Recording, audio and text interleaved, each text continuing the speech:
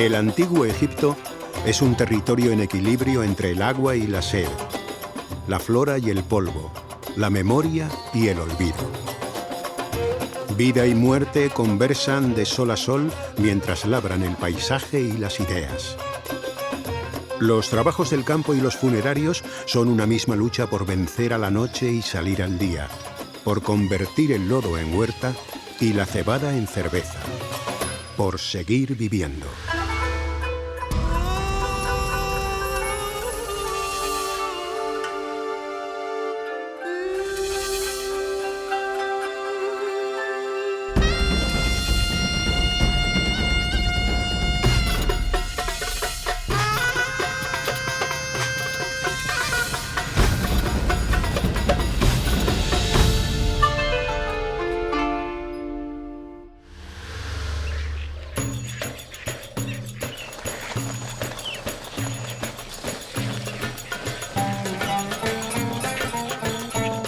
Durante milenios, los hombres y las mujeres del Nilo cultivan la vida eterna como si fuera un jardín.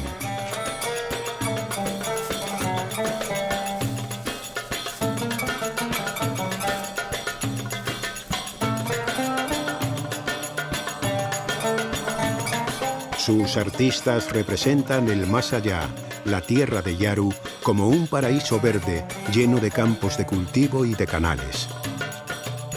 Todo crece de forma espontánea y las cosechas se suceden sin apenas esfuerzo.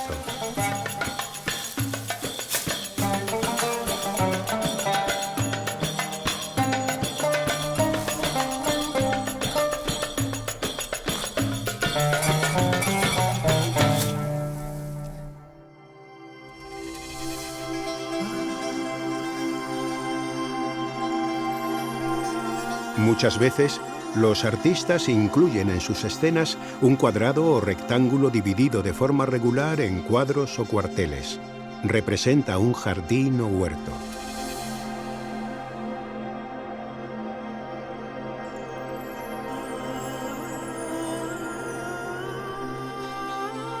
En la tumba de Reneni, gobernador de la ciudad de Negev, construida en el Cab hacia el año 1520 antes de nuestra era, pervive la imagen de un huerto fuera de lo común. Es singular porque se ubica en la entrada al otro mundo, representado por las divinidades Anubis y Osiris dentro de sus respectivas capillas. Aquí, la vida efímera y la eterna comparten raíces y frutos. No es más que una imagen, la más conocida de un jardín funerario. Como tal, y en ausencia de evidencias materiales de un huerto así, podría interpretarse como una representación simbólica del paso al más allá. Pero un inesperado hallazgo arqueológico lo cambiará todo.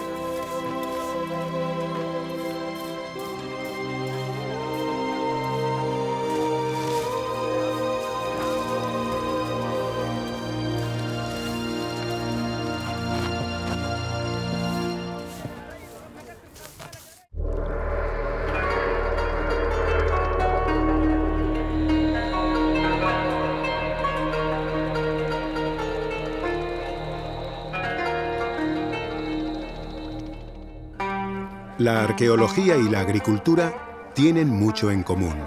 Son ciencias y artes de azada, esmero y paciencia. Las dos requieren una mirada atenta al suelo para interpretar sus señales.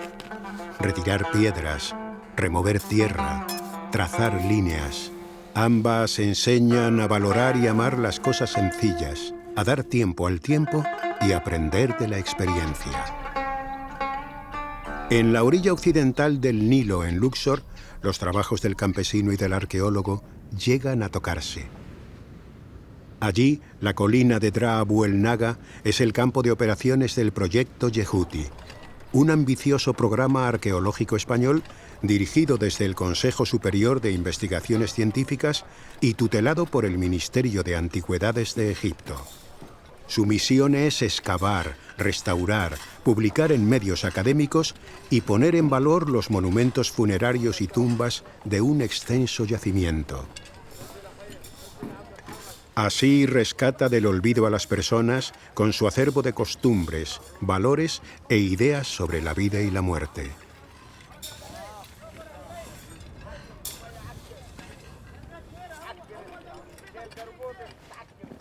Excavar en una necrópolis es adentrarse en un cosmos de arquitecturas, ofrendas, cadáveres, amuletos, biografías y conjuros que hacen tangible el modo de pensar individual y colectivo y las formas de ponerlo en práctica. Este viaje por el antiguo Egipto tiene como hilo conductor la dualidad de Osiris, dios del mundo de ultratumba y a la vez de la agricultura, rey de los resucitados y señor de las semillas, que después de ser enterradas, vuelven a crear vida. El principal centro de culto del dios Osiris era el templo de Abidos en el Egipto Medio. Pero todos los egipcios participaban de la devoción, le rendían culto y en la medida de sus posibilidades plasmaban en sus tumbas su voluntad de peregrinar en vida hasta Abidos. La esperanza de todos era superar con éxito el juicio final ante la atenta mirada del dios, supremo sentenciador de los difuntos en su tránsito hacia la vida eterna. Los egipcios efectivamente dedicaban muchísimos recursos a prepararse la vida eterna, con la momificación, con los ataúdes, el ajuar funerario, la tumba. Y no es que ellos estuvieran obsesionados con la muerte, es precisamente lo contrario, ellos están obsesionados con la vida. Lo que quieren es llevarse la vida que han tenido sobre la tierra y que es lo que más adoraban, llevársela consigo al más allá y disfrutarla eternamente. En realidad, la sociedad egipcia es un canto casi dramático a la vida. Buscando una manera de vencer a la muerte como aniquilación definitiva, los egipcios encontraron un modelo en la vida vegetal. Observaron los cultivos, que mueren y renacen de forma cíclica, y concibieron la idea de que la clave no era evitar la muerte, sino superarla y renacer. Con ese fin desarrollaron todo un sistema de creencias y rituales para superar el tránsito al más allá y alcanzar allí la vida eterna. La flor de loto, que se cierra por la noche y vuelve a abrirse con los primeros rayos del sol, fue elegida por los artistas como la máxima expresión del renacer cíclico del mundo vegetal. A menudo los difuntos son representados oliéndola para adquirir su capacidad de volver a la vida después de morir. La antigua ciudad de Tebas se levantó en la orilla este del Nilo y fue creciendo en torno a dos grandes templos, el de Amón-Ra en Karnak y el de Amón-Min en Luxor. Fue capital del reino unificado del Alto y Bajo Egipto en dos periodos, hacia el año 2000 antes de nuestra era y en torno al 1550. El cementerio se ubicó en la orilla opuesta por donde se oculta el sol y fue creciendo a la par que la población. Dra Abu el Naga está en su extremo norte. Desde su primera campaña en el año 2002, el equipo de investigación del proyecto Yehuti ha ido desenterrando un complejo entramado de galerías, cámaras, pozos y construcciones, y ha sacado a la luz multitud de artefactos singulares que abarcan desde el año 2000 antes de nuestra era hasta época romana. Son elementos de la cultura material que aportan detalles de las creencias religiosas y funerarias, pero también de la vida cotidiana.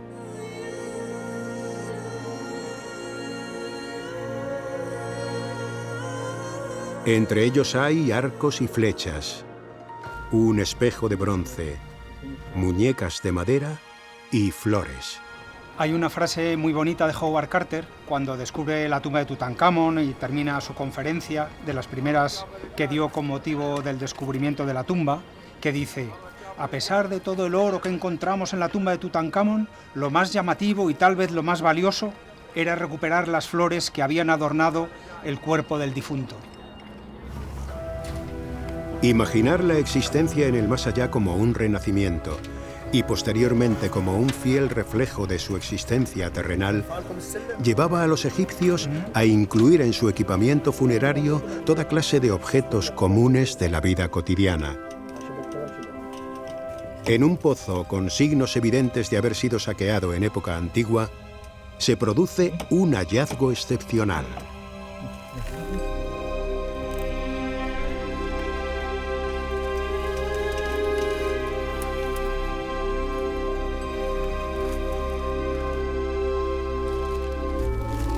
Está decorada.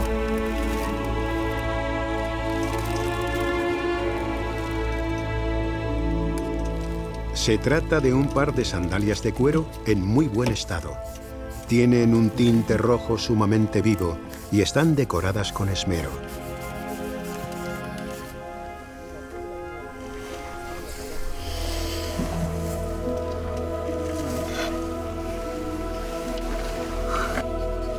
No se conserva el color rojo, ¿eh? Espectacular, brillante, ¿eh? Claramente se ve la figura animal, ¿eh? La cabeza, las orejas, las patas delanteras. Aquí se identifica otra figura, parece otra figura animal, ¿no? Pero en este como caso, sentada, ¿no? Como, o sea, más apoyada, ¿no? bueno, espero que con la limpieza se pueda ver algo más. Egypt is the only place in the world where leather is preserved in this wonderful quality. But what's really extraordinary of this particular pair of sandals is the interior, so the center of the sole has an impressed or a stamped scene showing, amongst other things, gods. And that is something we have no parallels for. This is a pair of leather sandals to be used as such to protect your feet, and you have this beautiful scene, and that makes it really special. We don't have any parallels. Un par de sandalias similares aparecen representadas en la tumba de Pajeri en el Kab, del año 1450 antes de nuestra era. Las que ha encontrado el equipo del proyecto Yehuti son 100 años más antiguas y están decoradas con figuras del dios Bes, la diosa hipopótamo Taweret, una pareja de felinos, otra de Oryx y una roseta en el extremo del talón. Por su tamaño, equivalente a un número 36 europeo en la actualidad, y por los motivos decorativos, divinidades relacionadas con la gestación y el alumbramiento, es muy probable que las sandalias pertenecieran a una mujer. Esta hipótesis cobra fuerza por el hallazgo en el mismo pozo y justo debajo de ellas de 2 bolas de cuero unidas por un cordel. Fueron confeccionadas con cuero blanco de gran calidad y están rellenas de cascarilla de cebada. Curiosamente, los únicos testimonios de juegos con bolas similares que ofrece la iconografía del antiguo Egipto representan grupos de mujeres jóvenes, como esta escena de una tumba de Beni Hassan datada en torno al año 1900 antes de nuestra era.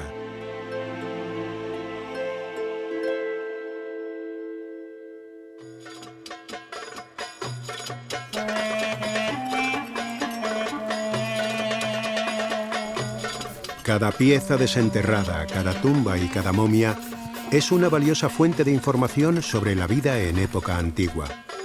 Y es también una llave, porque estamos en las puertas del reino de Osiris, señor de la eternidad.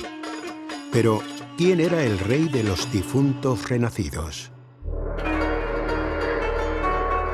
El dios Osiris es una divinidad que encarna todos los procesos cíclicos, es decir, aquellos que se repiten eternamente.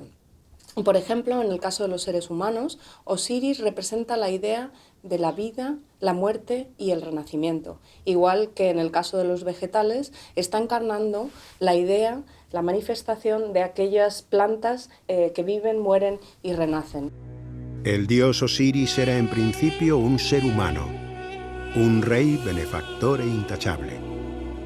Su hermano Seth, corroído por los celos, lo asesina, trocea su cuerpo y esparce sus restos por Egipto. Pero los dioses primigenios, creadores del universo, deciden que su muerte no ha sido justa y como recompensa a su ejemplar comportamiento, le devuelven la vida, aunque no en este mundo, sino en el más allá. Así, el divinizado Osiris se convierte en inspiración y modelo para los demás mortales, que quieren volver a vivir en cuerpo y alma después de exhalar el último suspiro.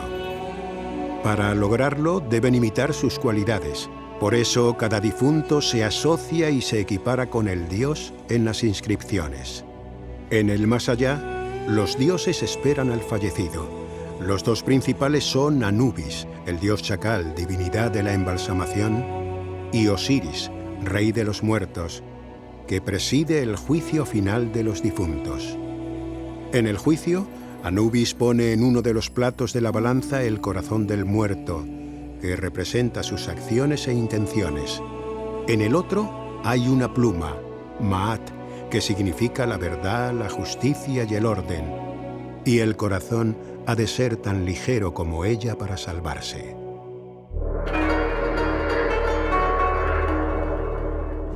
El viaje fluvial y nocturno hacia el más allá es una sucesión de pruebas que el difunto solo puede superar si conoce ciertos nombres, claves y fórmulas mágicas. El libro de los muertos, conocido así popularmente porque se dejaba junto a la momia del difunto, es el manual de instrucciones para esa aventura. Su verdadero título en egipcio era Libro de la salida al día, que hace referencia al momento en que el difunto deja atrás la noche oscura y sale al exterior con el primer rayo de sol.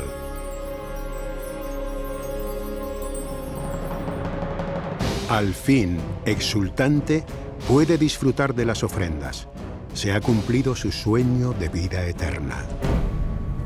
Los sortilegios escribieron primero sobre la mortaja o las vendas de lino que envolvían el cuerpo embalsamado. El proyecto Yehuti ha encontrado varios ejemplares en estado fragmentario datados hacia el año 1600 antes de nuestra era. Después se extendió la costumbre de escribir las instrucciones sobre papiro, cuya superficie permitía reducir el tamaño de los caracteres, ampliar los textos e ilustrarlos con más viñetas, a veces en color.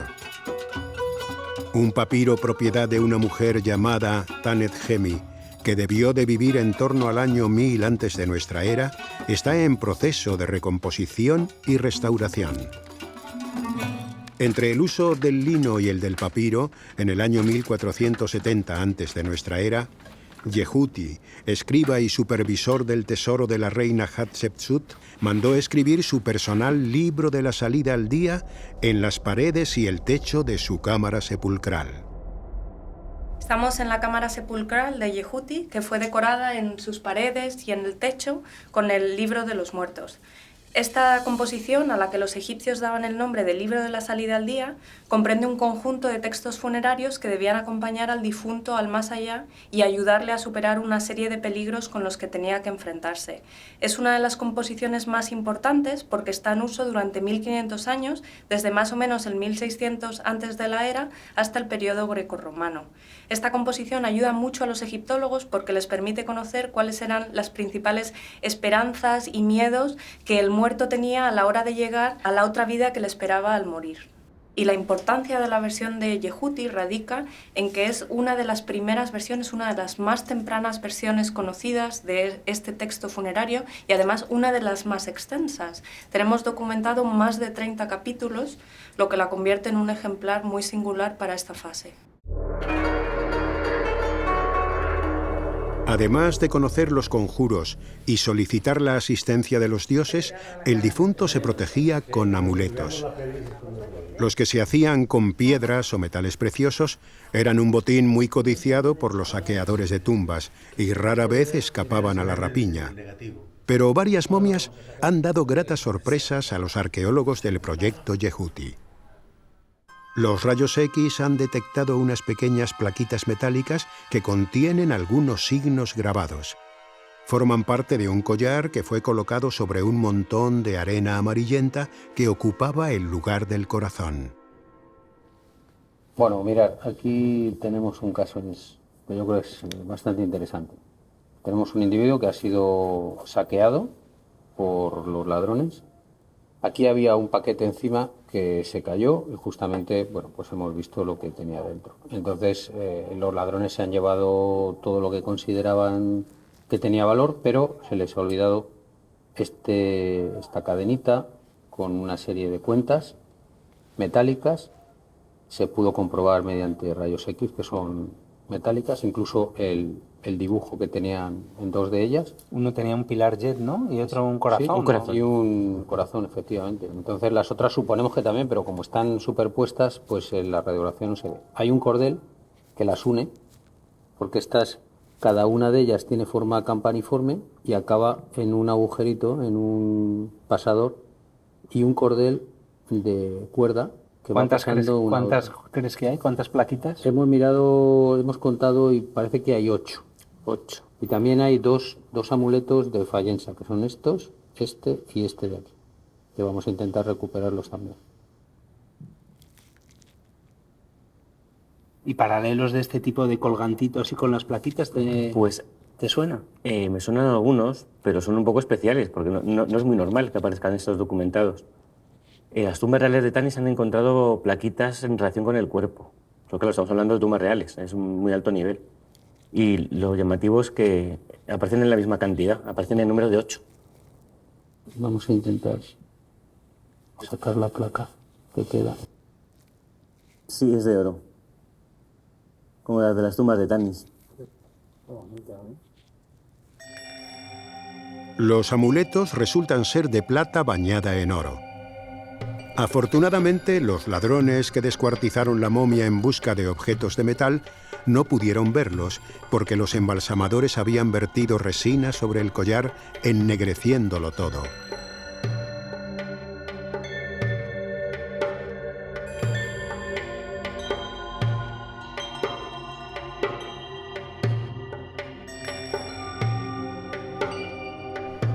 La momificación del cuerpo es un paso crucial del rito funerario para preservar el aspecto físico de la persona y con él su individualidad y su capacidad de acción. Una nueva sorpresa documenta el esmero con que los embalsamadores intentaban evitar la corrupción del cuerpo del difunto. Hey, Salima. We have a very, very special thing. Really? Right. Your present. Hello, you. Yes. Oh, he's very nice, Mummy. It's nice. Yeah. Pat, beautiful. Yeah, very beautiful. And this is the cat with the abdominal Yep. butt.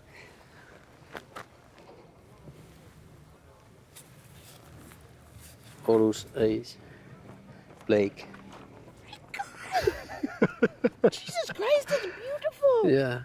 This is my first time. I've never seen one like this before in situ. Never. Oh my God. Bueno, vamos a ver, esto es uno de los pasos de la momificación, que es un proceso muy complejo, que tiene muchas fases, y una de las primeras fases es vaciar de órganos internos la cavidad abdominal y la cavidad torácica, dejando el corazón normalmente, y si se extraía, bueno, se suplantaba con algún amuleto. En este caso, lo que se hacía para abrir la cavidad abdominal y extraer las vísceras es una incisión a la altura del ala ilíaca izquierda, en el abdomen, donde se introducía una mano y se extraían los órganos internos. Entonces, esta incisión se hacía con un cuchillo de obsidiana, eso nos lo dice Heródoto. Heródoto estuvo aquí en el año 460 a.C. y el segundo libro de sus historias lo escribe sobre Egipto.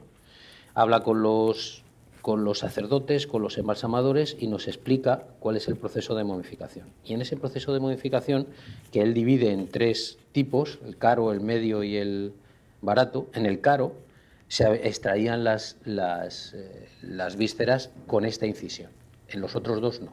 Y luego se colocaba encima, una vez terminado, una placa con el ojo de Horus. Esto tiene un componente religioso y de protección, mágico, porque toda la momificación no se puede entender solamente desde un punto de vista de conservación, se tiene que entender mágicamente también. Bueno, pues el ojo de Horus se colocaba sobre la incisión y servía de protección para el cuerpo. El cuerpo para los egipcios era importantísimo.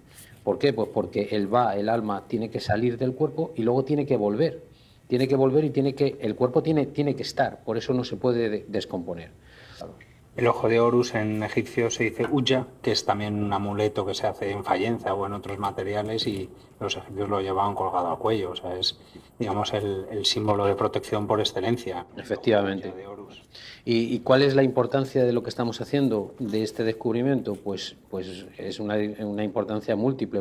Primero, porque aunque hay conservadas placas de Horus en diferentes museos, no más de 10, 15, muchas de ellas son de cera, algunas son de oro, en caso de los faraones, en el que se hayan descubierto in situ, como estamos descubriendo esta nosotros, y además que podamos saber cómo estaba colocada en la incisión, pues esto es una cosa verdaderamente extraordinaria. No sabemos de qué está compuesta, hay que analizar con especialistas, pero parece que pudiera contener estaño con plomo, o, bueno, en fin, eso ya veremos en posteriores análisis. El problema, ya estamos, ya. Ahí vamos.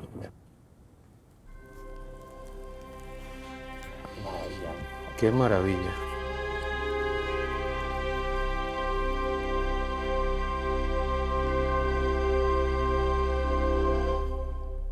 El patio de entrada a las tumbas era un lugar importante dentro del programa de rituales funerarios que supuestamente le iban a dar al difunto la vida eterna en el más allá. Aquí en el patio es donde se realizaba, por ejemplo, la apertura de la boca. La momia llegaba hasta aquí, se le ponía de pie y un sacerdote sem, vestido con una piel de pantera y quemando incienso, le iba acercando distintos instrumentos a la boca de la momia que, con las palabras adecuadas, supuestamente le iban a devolver al difunto su capacidad de hablar, de ver, de escuchar, de andar, de poder salir y entrar del pozo según fuera de día o de noche. Eso es una ceremonia, la apertura de la boca, importantísima dentro de la idea que tenían los egipcios de la vida eterna y cómo llegar a ella. Algo que hace especial el ritual de la apertura de la boca de la tumba de Yehuti es que se trata de una de las versiones escritas más antiguas que tenemos, en las que se combina hábilmente, por una parte, la representación de la imagen del sacerdote o sacerdote oficiando y el texto que ilustra la escena. La momia recupera sus funciones vitales gracias al ritual de la apertura de la boca, y para seguir viviendo tiene que alimentarse.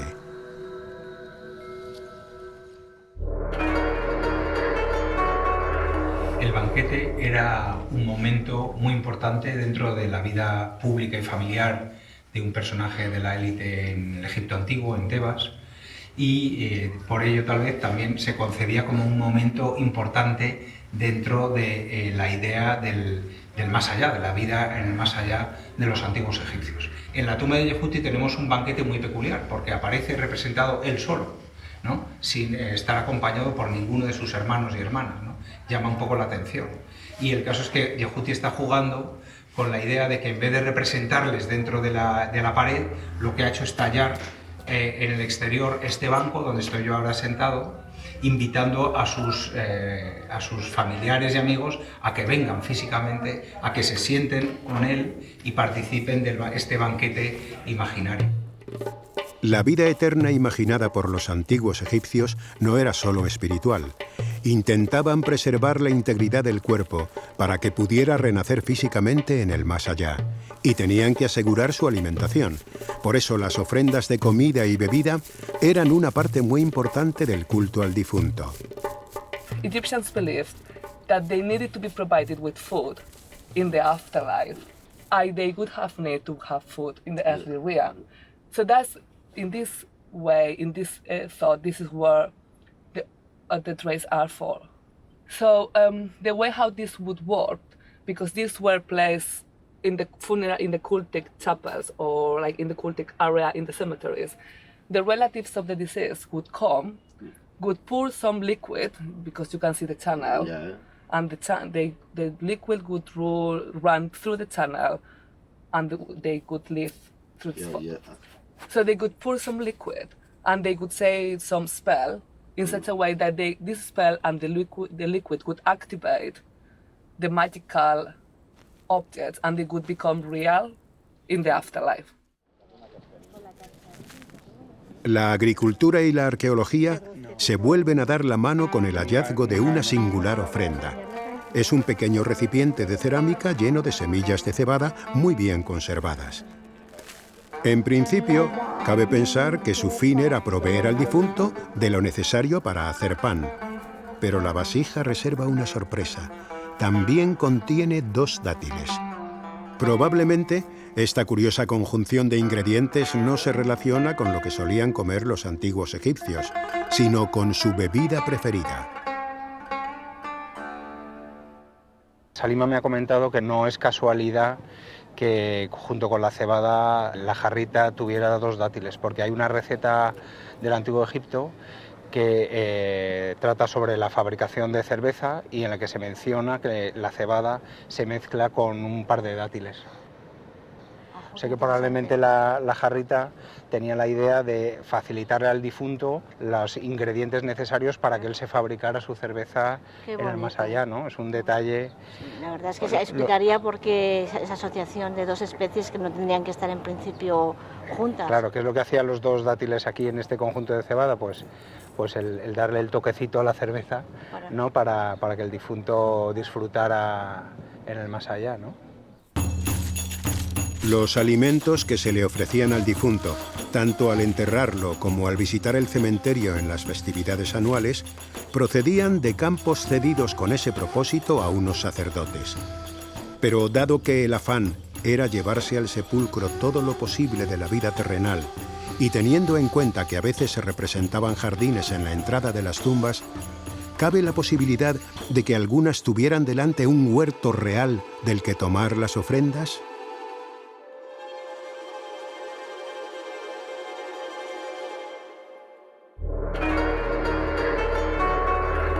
Durante milenios, por razones obvias, los saqueadores han centrado sus esfuerzos en el interior de los pozos y cámaras. Y durante siglos, también el trabajo de los arqueólogos en las necrópolis egipcias se ha desarrollado principalmente dentro de las tumbas. Ese olvido general de las entradas y el entorno de los lugares de enterramiento, en apariencia tan yermos para el científico como para el ladrón, ha hecho posible que el equipo de arqueólogos haga un descubrimiento inesperado, sin paralelo alguno en la historia de la egiptología.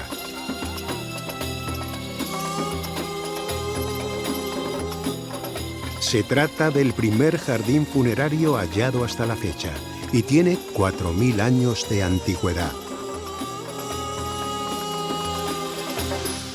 La excavación arqueológica de esta estructura fue muy complicada, fundamentalmente porque está hecha de barro, un material muy frágil. Y lo interesante de esta excavación arqueológica fue no solo sacar a la luz esta estructura, que se había mantenido prácticamente intacta durante miles de años, sino poder estudiar las capas de tierra sobre las que se apoyaba y las que la cubrían, con el fin de poder saber el momento en el que se construyó, el tiempo que duró su uso y el momento en el que se abandonó. La estructura está hecha con un muro perimetral de barro, revocado con mortero en su parte superior, y en el interior una serie de cuadrados, una retícula, también conformada por pequeños muros de barro. En el interior de los cuadrados se podía observar una tierra muy negra, una tierra fértil, probablemente una tierra que fue cogida de la zona de inundación, de la zona donde actualmente se cultiva y que también en la antigüedad se hacía, y se incorporó al interior de los cuadrados para poder dar a las plantas que aquí se cultivaron una tierra mejor para poder crecer. Otra de las cosas que también nos llamó mucho la atención es que en una de las esquinas del jardín apareció conservado el tronco de un árbol, que todavía se mantenía en pie 4000 años después. Tanto los escalones para subir al jardín como el árbol de la esquina opuesta están dibujados con todo detalle en la tumba de Amenemhat en Beni Hassan. Este árbol creció aquí durante los años que se cuidó el jardín, y analizando la madera y sus anillos de crecimiento, se ha podido determinar que se trata de un tamarisco que vivió en torno a 26 años. Ahora lo que estamos haciendo es recoger los restos o semillas que quedan en cada uno de los cuadrados para identificar la planta que habría adornado el jardín. Por la iconografía sabemos que los antiguos egipcios imaginaban la entrada a sus tumbas con un pequeño huerto que tenía un carácter simbólico, ritual, relacionado probablemente con el funeral, ¿no? Y eso lo conocíamos a través de la iconografía, pero no se había documentado arqueológicamente de una forma tan clara como en nuestro caso. Algunos rituales funerarios no se documentan en el material que se encuentran dentro de las tumbas, sino fuera de las tumbas. Afortunadamente, en este caso, hemos encontrado, excavando fuera de las tumbas, algunos testimonios materiales como este incensario, que nos hablan de las ceremonias y rituales que posiblemente los familiares hacían fuera, como quemar incienso.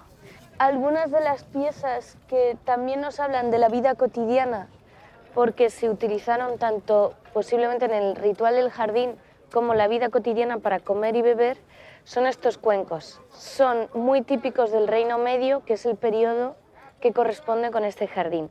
Se utilizarían para beber y para comer. De hecho, uno de ellos fue encontrado todo lleno de dátiles, que todavía se conservaban secos. Una de las más bonitas es esta jarra Ges, la llamamos así siempre, porque en los jeroglíficos sale con este nombre, y probablemente es una jarra que estaba relacionada con algún tipo de ritual de hacer libaciones, de echar líquido. Otros testimonios que son de especial belleza son esta especie de fuentes llamadas kernos. Pensamos que pudieron utilizarse en algún ritual con agua o algún líquido, y también por eso tendrían estas copitas en el borde. Lo bonito de estas cerámicas es que nos hablan no solo de la estructura, sino de la vida, de lo que pudo ocurrir aquí cerca del jardín. En esta otra zona podéis ver diferentes piezas asociadas todas al jardín. Estas 4 que veis aquí son jarras de cerveza del Reino Medio, algunas de ellas tienen tapón. Lo que el proyecto Yehuti ha rescatado para la ciencia y el patrimonio de todos es el jardín funerario más antiguo de Egipto, datado hacia el año 2000 antes de nuestra era, y se conserva en un estado excelente.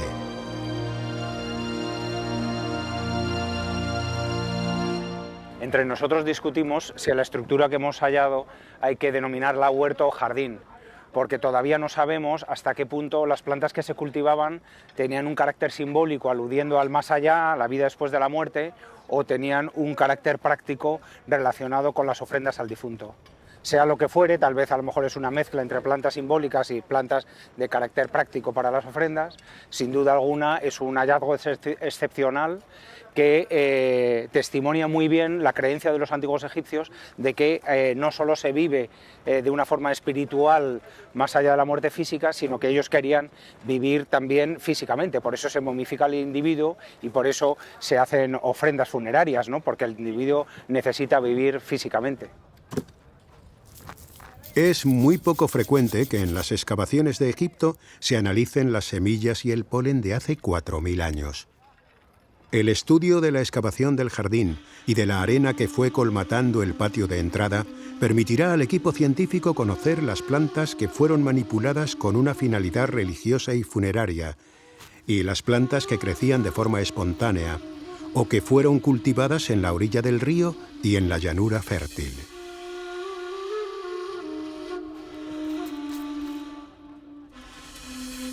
Además, en los estratos del terreno se conservan las huellas de las lluvias y tormentas de arena que hubo entre el año 2000 y el 1500 antes de nuestra era.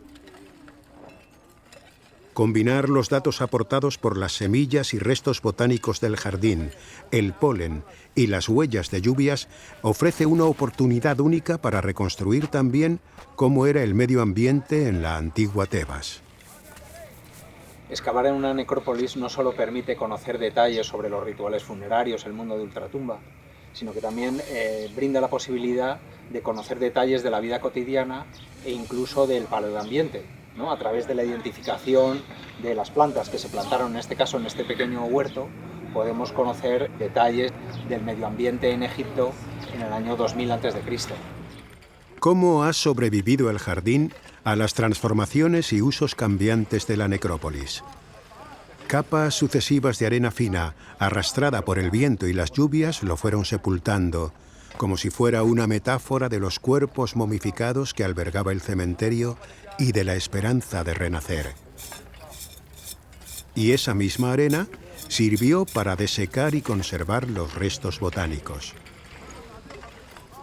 La mejor prueba del relleno paulatino del patio, hasta hacer invisible el jardín, la constituye una capilla de adobe que se construyó en él unos 300 años después, como atestiguan 2 estelas de piedra halladas en su interior.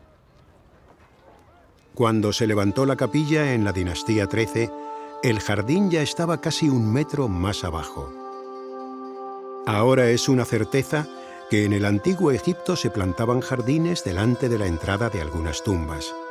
Y trascendiendo su utilidad práctica, cada uno de esos pequeños vergeles era una suerte de antesala del más allá, un anuncio del Edén que esperaba al difunto en la otra vida para su gozo y el de sus seres queridos.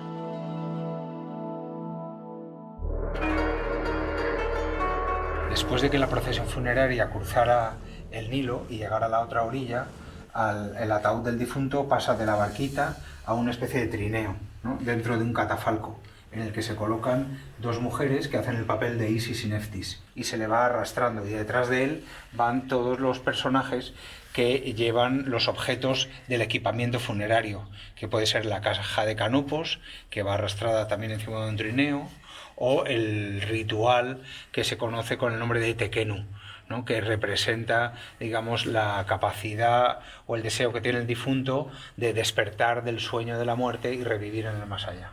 El cortejo funerario va acompañado de hombres y mujeres que representan o encarnan las ciudades santas de Osiris. Y el ataúd del difunto está siendo arrastrado por 2 bueyes que cuando alcanza la necrópolis son recibidos por unos bailarines Mu, que son hacen una danza ritual y de alguna forma le están dando al difunto la bienvenida a la necrópolis y le están indicando con los dedos su destino bajo tierra. Una vez conservado el cuerpo gracias a la momificación y habiendo previsto el habituallamiento periódico de todo tipo de ofrendas de alimentos para subsistir en el más allá, se requería un ataúd. La expresión egipcia para referirse a la caja mortuoria era poseedor de vida. El estilo de los ataúdes varió con el paso del tiempo. Los más antiguos eran una simple caja rectangular, a ser posible pintada. El difunto pasaría la noche a salvo en su interior y saldría al amanecer para disfrutar de las ofrendas depositadas o pronunciadas simbólicamente arriba, en la capilla. A veces el ataúd se decoraba con inscripciones que mencionaban a dioses del inframundo como Osiris y Anubis y aludían a las ofrendas que el difunto deseaba recibir. Después de las cajas, llegaron los ataúdes antropomorfos, que reproducían la forma de la momia y tenían decoraciones más complejas. Podían representar un envoltorio de plumas, como unas alas que permitirían al difunto volar para salir de la tumba y regresar al anochecer.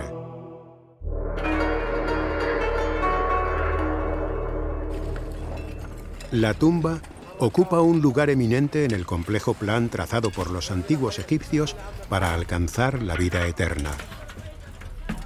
Hubo tiempos en los que hasta la élite se conformaba con una tumba relativamente sencilla, consistente en un pozo de entre 3 y 8 metros de profundidad, por el que se bajaba el ataúd en posición horizontal. Abajo se abría una cámara sepulcral de tamaño suficiente para depositar la caja en el suelo, con el ajuar funerario alrededor.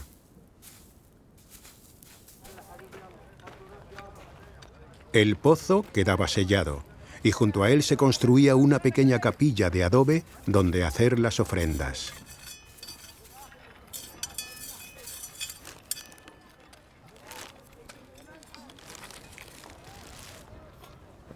En otras épocas, cuando crecieron los recursos económicos y la sociedad se fue volviendo más sofisticada, los pozos se hicieron más profundos y complejos, y las capillas de los pudientes se convirtieron en verdaderos monumentos profusamente decorados con escenas e inscripciones.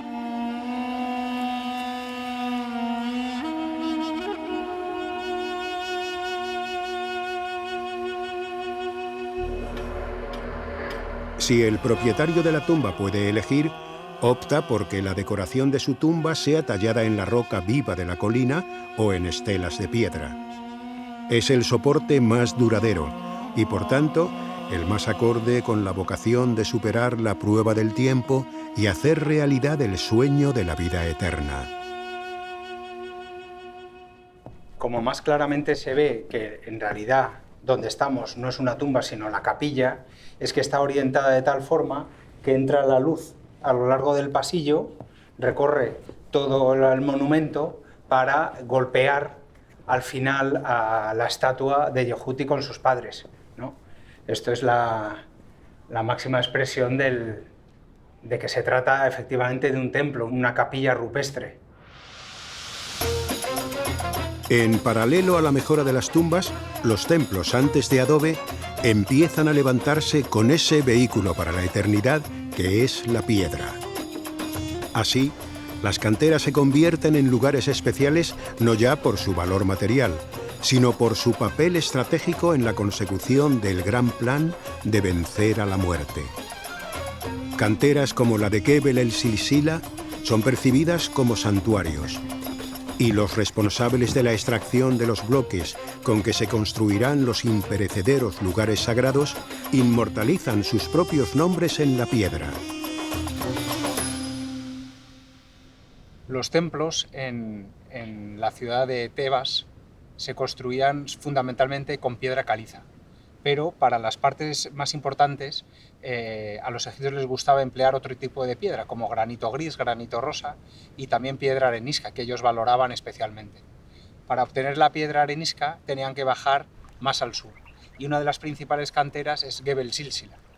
En época de Hatshepsut, sobre todo, Gebel Silsila se explota de una manera sobresaliente, y los grandes dignatarios que viajan hasta aquí para organizar estos trabajos realizan pequeñas capillas que les honran a ellos, a su mujer, a su familia, ¿no? De tal forma que este enclave se convierte en un enclave espectacular. Por un lado, las grandes canteras y por otro lado, estas capillitas que los oficiales construyen para ellos mirando al río.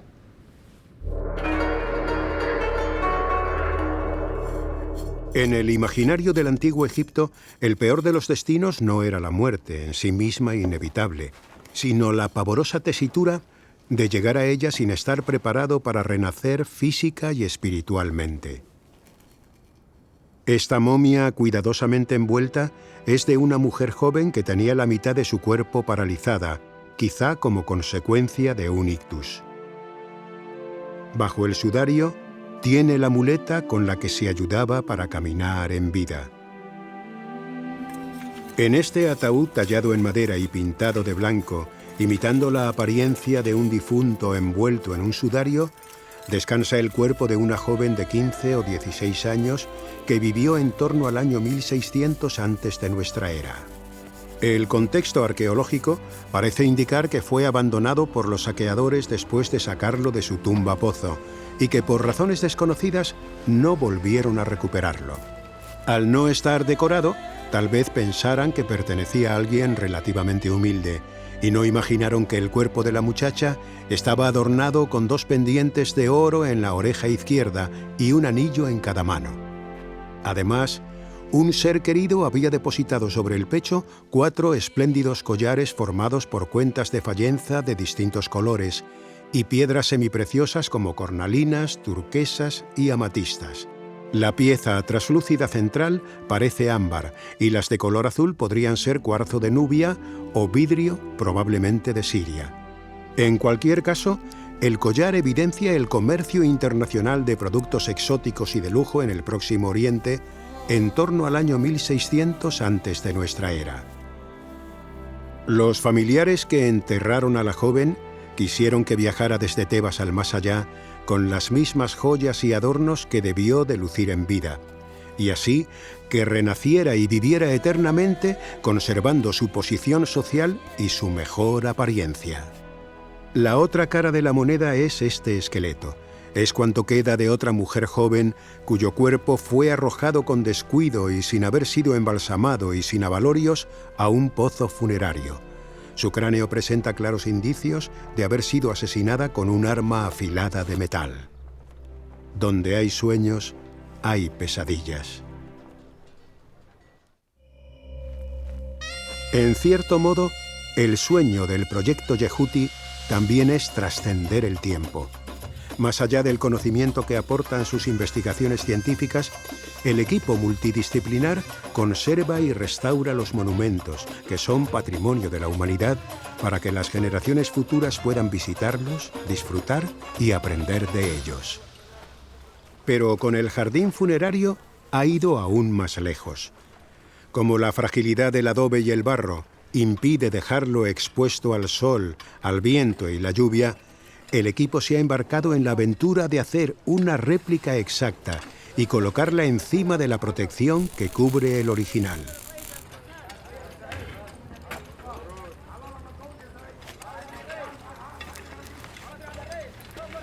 Así, cuando los visitantes acudan a contemplar la decoración de las tumbas de Yehuti y su vecino Heri, podrán ver además cómo era un jardín funerario de la antigua Tebas, construido para la eternidad hace 4000 años. El proyecto Yehuti comenzó en enero de 2002, hace ya unos añitos, y lo empezamos el Ray, Sally y yo, con mucha ilusión, con mucha pasión. Por entonces el yacimiento y la tumba de Yehuti no se parecían en nada como están ahora. Aquí hemos dejado nuestras vidas los dos, ¿no? Y yo creo que, bueno, Yehuti nos lo agradecería, estoy seguro, ¿no? Y, bueno, esperamos haber contribuido un poquito a la investigación, a la ciencia, a la historia, al arte y a la protección y puesta en valor del patrimonio de Egipto, que es también el patrimonio de la humanidad. Fadal Ali. Tum Makbara Helwa, ¿eh? Aquí se inician las oraciones y recitaciones para entrar en el ámbito de los muertos y salir de él, para obtener beneficios en el bello oeste, para integrarse en el séquito de Osiris y poder sentarse en la mesa de ofrendas de Gwen Nefer, para salir al día adoptando cualquier forma que se desee adoptar, para jugar al Senet bajo un pabellón y salir como un Ba viviente. Todo esto hará el Osiris Yehuti después de su muerte.